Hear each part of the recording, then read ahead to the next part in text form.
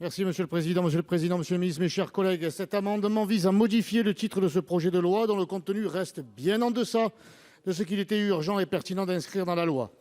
Car je rappelle que les sénateurs, majoritairement de droite, ont refusé de voter la définition juridique claire de l'islamisme dans notre droit, l'interdiction du voile dans l'espace public, l'interdiction du voile à l'université, la création d'un délit d'islamo-clientélisme, la pénalisation des entraves sur les réseaux sociaux. De plus, la commission des lois, dont le président, le rapporteur et la majorité sont de droite, ont déclaré irrecevables mes amendements sur l'interdiction des produits issus de l'abattage rituel dans les services de restauration publique, supprimant le droit du sol systématique pour un enfant né sur le sol français de parents étrangers, permettant d'expulser les étrangers inscrits au fichier FSPRT.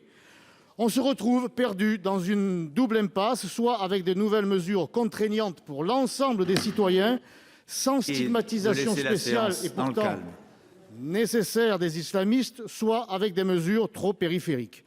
En refusant de tarir la cause du problème, l'immigration, en refusant le triptyque ciblé, nommer, éradiquer, nous créons une loi dont les effets se retourneront contre nous. Les islamistes se servent et se serviront des principes généraux et généreux jusqu'à la naïveté de la République pour nous anéantir, et nous n'aurons plus la République française, mais une République islamique de France.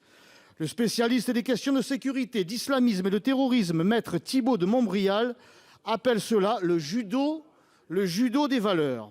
C'est-à-dire que l'adversaire se sert du poids de l'autre pour le mettre au sol.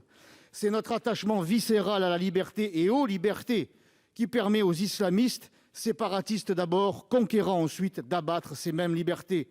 L'islamisme se sert des principes de notre droit pour nous mettre à terre. Notre force devient dès lors une faiblesse. Le cadre feutré de nos débats et votre peur chronique de ne pas bousculer les dispositions de notre droit nous ont empêchés de faire de la politique lors de l'examen de ce texte. Il faut pourtant une juridiction et des magistrats spécialisés pour éradiquer la gangrène. En bref, créer un état de droit antiterroriste et anti-islamiste sans aucune faille. Vous créez de la loi, monsieur le ministre, vous créez des articles autant que vous écrivez des tweets, mais des likes n'ont jamais protégé les Français.